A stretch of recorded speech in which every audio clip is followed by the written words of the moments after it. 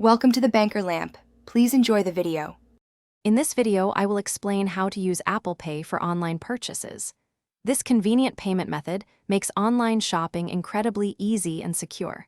You can say goodbye to typing out your credit card number and shipping address every time you buy something.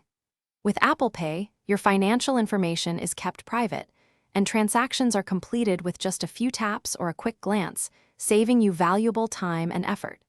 It's a seamless experience. Before you can start shopping, you'll need to set up Apple Pay on your device. Simply open the Wallet app and tap the plus sign to add your credit or debit cards. Your bank will then verify the card, a quick and essential security step.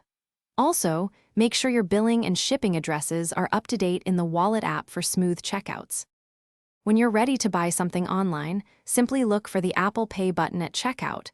It's usually a black button with the Apple Pay logo. Tap it, and then confirm your payment details. You'll then authenticate the purchase using Face ID, Touch ID, or your device passcode.